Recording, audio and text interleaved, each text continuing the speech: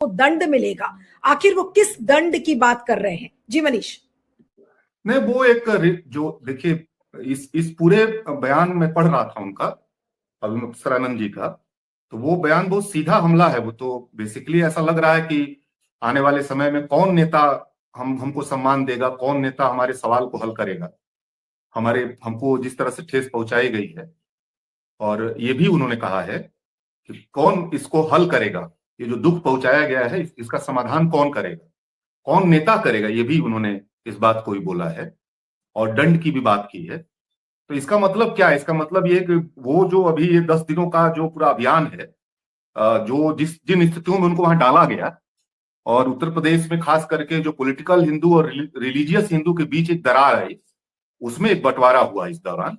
जो राजनीतिक हिंदू थे, जिनको कह लीजिए कि बीजेपी के जो कोर सपोर्टर थे, और बीजेपी का एक और सपोर्टर था जो धार्मिक एक तरह से हिंदू था, रिलीजियस उसका प्रमुख तत्व था, उसके चलते वो बीजेपी के साथ था, योगी जी के साथ था, मोदी जी के साथ था।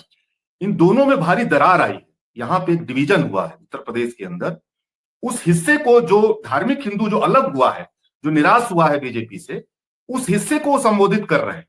और वो इशारा 2027 की तरफ है, वो बहुत साफ है। वो जो 2024 का जो परिणाम है उत्तर प्रदेश में, जिसमें कि राजनीति जो है सामाजिक न्याय की तरफ शिफ्ट हुई थी, और भाजपा की जो हिंदुत्व की राजनीति है उसको बहुत जोर का झटका लगा था। अगर आप ध्यान दीजिए, राम मंदिर के भव्य उद्घाटन के बाद भी हिंदुत्व का जो रास्ता है वो बहुत डाउन हुआ।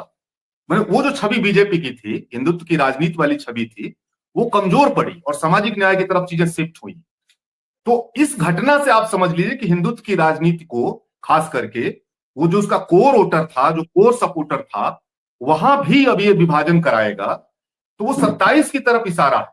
इसका मतलब यह है कि शंकराचार्य अपने धार्मिक अभियान को वो 27 तक आगे भी जारी रखने वाले हैं। इसमें एक मैसेजिंग है, मतलब इसमें इसका मतलब यह है कि वो इस पे पीछे नहीं हटने वाले हैं। एक चरण उन्होंने पूरा किया है और वहां से एक मैसेजिंग करके लौटे हैं कि हम जो है हम इस उम्मीद में जा रहे हैं कि हमारे दुख को कोई नेता हल करेगा, और इस जो लोगों ने कहा है वो उनको दंड मिलेगा, ये वो जा रहे हैं। इसका मतलब ये गैदरिंग आने वाले समय में होगी। देखिए हो क्या रहा है ना कि बीजेपी ने एक जो अब तक उसकी जो रास्ता था वो एंटी मुस्लिम था, एंटी ईसाई था, आमतौर पे लिंचिंग की घटनाएं हुआ करती थी।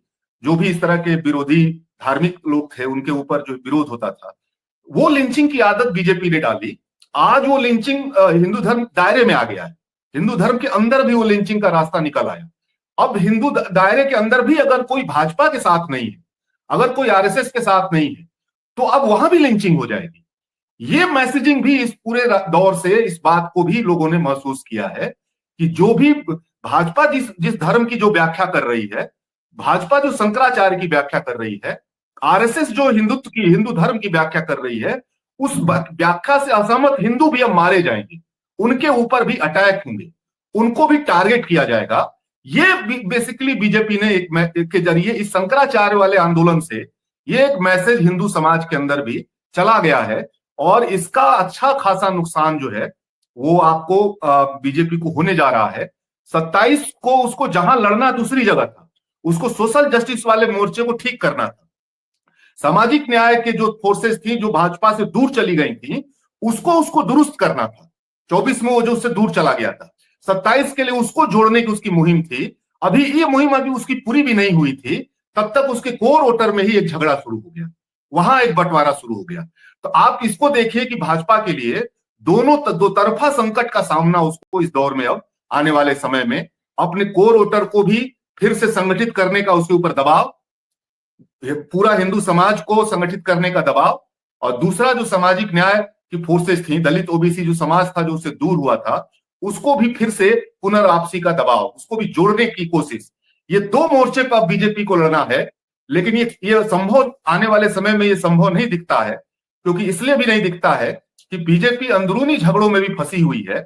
ये जो सारा प्रकरण हो रहा है, इसमें बार बार दिल्ली और लखनऊ की लड़ाई भी बाधा बन रही है, उसके चलते भी ये ढेर सारी दुर्घटनाएं हो रही हैं। तो आने वाले समय में बीजेपी खुद संगठित होकर के इन मसलों को हल कर पाएगी, इसमें अब हमको इस पे आमतौर पे हमको अब शंका है। हमको नहीं लगता कि बीजेपी अब संभल पाएगी, उसका संकट आने वाले समय में और बढ़ेगा। फाइनली जो अपर कास्ट हिस्सा होता है वो बेसिकली संख्या में भले कम होता है, लेकिन वो ओपिनियन मेकर होता है, मतलब उसका प्रभाव बहुत ज्यादा होता है संसाधनों पे, सत्ता पे और तमाम चीजों पे उसका कंट्रोल बहुत ज्यादा होता है। तो बहुत सारी चीजों को ओरिएंटेशन बनाता है, पैदा करता है, उस तरह का लोगों को बहुत बड़े दायरे को घेरता है, वो जगह ज्यादा घेरता है वैचारिक वर्चस्व के चलते भी।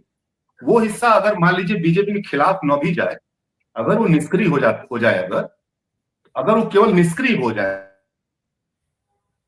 एक तरफ सोशल जस्टिस वाली जो फोर्स थी वो खिलाफ चली गई बीजेपी के, और जो उनका जो वोटर्स था, जो अपर कास्ट हिस्सा है, वो निष्क्रिय हो गया था। उसने सक्रियता कम कर दी, उसने पाला नहीं बदला, उसने कोई ऐसा नहीं हुआ कि वो विपक्ष के पाले में चला गया, ऐसा नहीं हुआ। ये हो सकता है कि इस बार भी उस तरह से न हो, लेकिन उसका वो जब निष्क्रिय होता है तो बड़ा विशाल अंतर पड़ता है, बीजेपी की राजनीति पर गहरा असर पड़ सकता है। ये शंकराचार्य वाले मामले में उस हिस्से के उस समाज के बड़े हिस्से को निष्क्रिय कर देगा, इसमें एक संभावना ये बनी हुई। और मेरा ये मानना है कि ये जो शंकराचार्य हैं ये पॉलिटिक्स को बहुत ज्यादा समझते हैं, क्योंकि उस परंपरा से इनके पहले जो गुरु थे वो भी देश और समाज के बारे में बहुत बातें बोला करते थे। उनसे आप असहमत हो सकते हैं, कई मामलों में उनसे हम लोगों की खुद भी असहमति रहती है, लेकिन वो पॉलिटिकल ढंग से चीजों को देखना, देश के बारे में बात करना, कोई राजनीतिक कोई चूक हो रही है तो उस पर कमेंट करना, कोई अपने धार्मिक दायरे से ही खड़ा होकर के, स्वरूपानंद भी उसी धारा के थे। स्वरूपानंद को भी कई बार उनको कह दिया जाता था कि विपक्ष की जो है कांग्रेस के वो है, इनको भी एक दो आरोप लगाया जा रहा था। लेकिन इन चीजों से अब आगे चीजें चली गई हैं, और इसका मतलब क्या? इसका मतलब ये है कि आने वाले वो 1 साल 1.5 साल अगर ये कोर्ट में जा रहे हैं, इसका मतलब उस लड़ाई को लंबा खींचना है, उस लड़ाई को लंबा ले जा रहे हैं। तो वो केवल कोर्ट में नहीं जाएंगे, वो समाज में भी जाएंगे। आप देखिएगा, मेरा ये मानना है, इनके बारे में मेरी समझ है, और उस हिस्से को वो निष्क्रिय कर सकते हैं, कोर वोटर है जो बीजेपी का। और इस मामले में वो 27 के लिए बीजेपी के लिए बहुत घातक होने जा रहा है।